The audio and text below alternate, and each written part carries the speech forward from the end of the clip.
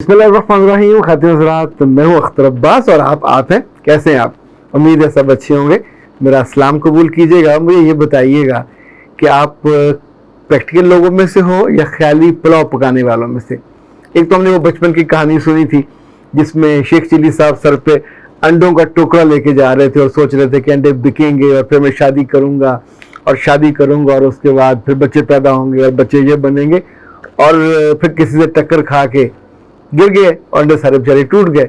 तो इनफैक्ट अंडे नहीं टूटे, उनके तो पूरी बीवी बच्चे पूरा घरौंदा चुके, वो सिर्फ उन अंडों पे बेस कर रहे थे। इसी तौर पे पिछले दिनों जिन लोगों ने कट्टे और कटियों और मुर्गियों और अंडों पे अपनी इमारत को डिज़ाइन किया था, उनका भी ख्याली पुलाव ख़राब हुआ।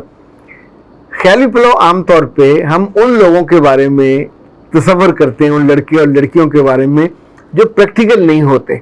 लाइक मुझे याद है, हमारे एक दोस्त होते थे, उनके घर जब जाना तो उनके कमरे में इतने ये एयरक्राफ्ट, इतने वो जहाज होते थे और लड़ाका, और उनका बेटा उस वक्त 7-8 साल का था। उसने एक एक के बारे में बताना कि ये मिराज है, ये F-16 है, ये फलां है, ये फलां है, और उससे उनकी एक एक चीज का उसका कमरा उसके पोस्टरों से भरा होता था।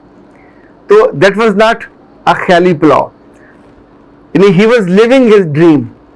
जब आप अपनी किसी चीज को जीने लग जाते हो और जो गुण या जो गुर उसके अंदर होते हैं जो उसके साथ एटपार होने में आपको हेल्प आउट करते हैं, तो फिर वो चीजें अमलन हो जाती हैं। वो लड़का GDP बना। आपको पता है जो एयरफोर्स में GD पायलट बनता है तो वो बहुत बाइज्जत कहलाता है। हमारे बहुत प्यारे दोस्त हैं स्क्वाड्रन लीडर नईम साहब, उनकी भांजी, हालांकि खुद भी स्क्वाड्रन लीडर है, उनकी भांजी GD पायलट बनी। ये जब F-16 उड़ाने वाली, तो एक एयर वाइस मार्शल ने कहा, मिस्टर नईम, शुक्र है तुम्हारे खानदान में भी किसी ने मर्दों वाला काम किया। यानी उनके ख्याल में जो जहाज उड़ाएगा यही मर्दों वाला काम है कि अब पहले वो ड्रीम देखेगा, फिर उसका ड्रीम पूरा होगा। अच्छा, ये ख्याली पुलाव से जो मुझे याद आया और जो आपसे मैं बात कर रहा हूँ, बहुत सारे ऐसे सवाल आते हैं मेरे पास जो ख्याली पुलाव पकाने वाले होते हैं, तो मैं उनको कंडेम कर देता हूँ। और इनफैक्ट लड़कियां अगर ख्याली पुलाव ज़्यादा पकाएं तो ज़हनी मर्ज का ये पहला दर्जा होता है, उसके बाद फिर दूसरे दर्जे पे और फिर तीसरे दर्जे पे जाके एबनॉर्मल हो जाती है। दूसरे दर्जे पे उनको ऑब्सेसिव कंपल्सिव डिसऑर्डर हो जाता है। आपको वो चीज़ें, यानी इसको अंग्रेजी में कहते हैं हेलुसिनेशन, तसव्वुर में फील होने लगता है।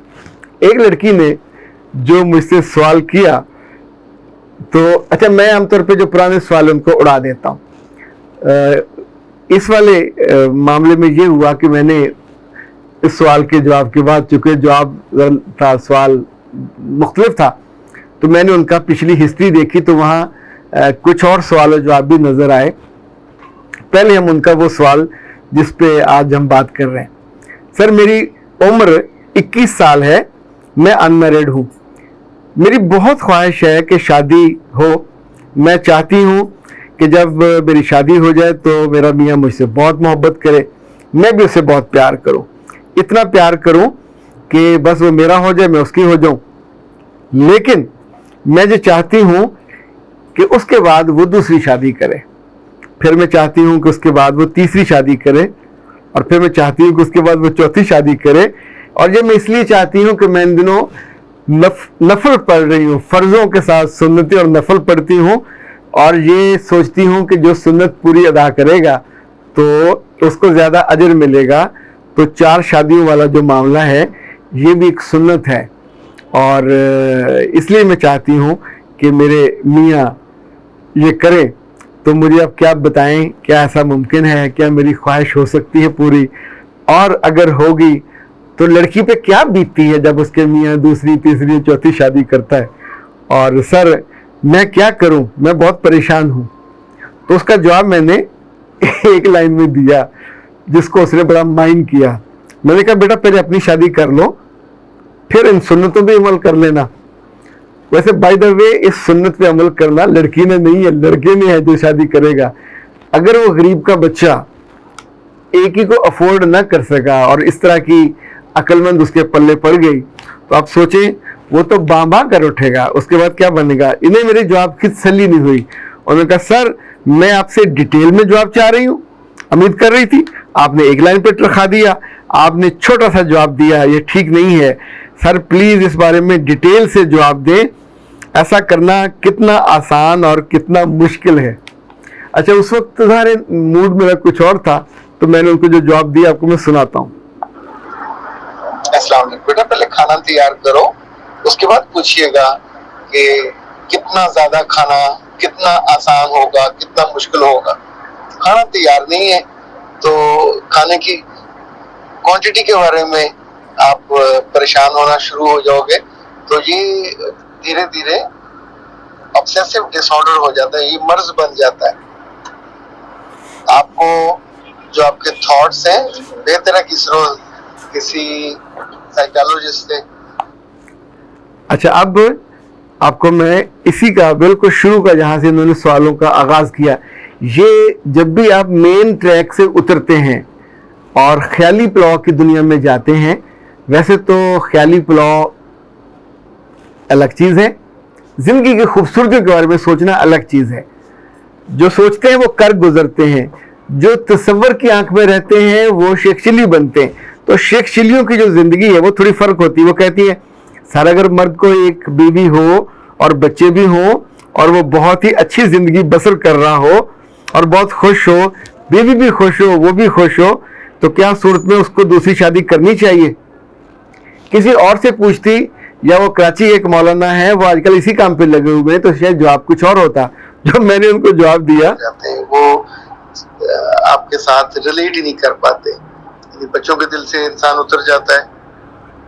بیوی اگر غصہ کرنے کے بعد ٹھیک بھی ہو جائے تو پہلی ویسی زندگی نہیں رہتی. دوسری شادی عام طور پہ ان کے لیے ہوتی ہے ریکمینڈڈ کہ جن کی بیویاں شادی کے کئی برسوں کے بعد اپنے میاں کو اپنے پاس نہیں آنے دیتی، ان کے ساتھ ان کے محبت کے یہ سیکس ریلیشن شپ آلموسٹ ختم ہو جاتے ہیں، وہ صرف بچوں کی طرف متوجہ ہو جاتی ہے اور خود اپنا بھی خیال نہیں رکھتی میاں کا بھی. تو ان کے لیے تو یہ ریکمینڈ کیا جاتا ہے. لیکن جہاں ایسا نہ ہو اور پہلی شادی میں ہی آپ خوش ہو، وہاں یہ غلطی نہیں کرنی چاہیے. یہ غلطی بہت بھاری پڑتی ہے. اچھا آپ سوچیں کہ میں نے اتنی کلیئرٹی سے یہ کیوں کہا. اس لیے کہ پہلی بیوی وہ خوش ہے، آپ خوش ہیں، بچے خوش ہیں. جب آپ ایسے موقع پہ یہ دوسری شادی والی حرکت کریں گے تو سب سے پہلے وہ بیوی جو آپ سے بہت خوش تھی، محبت کرتی تھی، ہے تو انسان ہی، چاہے جتنی مرضی وہ پکی مسلمان، وہ سوچے گی کیوں اس نے کیا، میرا حق مار دیا. اچھا اب جو بچے ہیں، بچے عام طور پہ ماں سے ریلیٹ کرتے ہیں، باپ سے ریلیٹ نہیں کرتے. اب جب ماں روئے گی، ماں یاد کرے گی ان اچھے دنوں کو جب وہ صرف وہ اس کا اکیلا تھا اور بٹا ہوا نہیں تھا، تو بچوں کو اس آدمی پہ غصہ آئے گا جو اتفاق سے ان کا باپ بھی ہے، تو بچوں کی محبت میں بھی کمی آئے گی. میں نے بہت سارے گھروں میں یہ ہوتے دیکھا کہ جن لوگوں نے نیکی کا کام سمجھ کے بھی کیا، ان کو یہ پہلی بیوی اور پہلے بچوں کی محبت کی قربانی دینی پڑی. یہ نقصان ہوتا ہی ہوتا ہے، اور اگر آپ اتنے تنگ ہو کہ اس نقصان کو کرنے پہ آمادہ ہو. لیکن اس سے بھی زیادہ اہم یہ ہے کہ مجھے لگتا ہے خیالی سوال بھی نہیں کرنے چاہیے. یہ سوال بھی بہت آپ کو تنگ کرتے ہیں. امام ابو حنیفہ سے لوگ اس طرح کے فضول سوال بہت کرتے تھے. ایک نے کہا اگر 84 سال کا مرد ہو، اگر کسی سے شادی کرنا چاہے اور وہ نوزائیدہ بچی ہو تو کیا نکاح ہو سکتا ہے؟ انہوں نے کہا ہو سکتا ہے.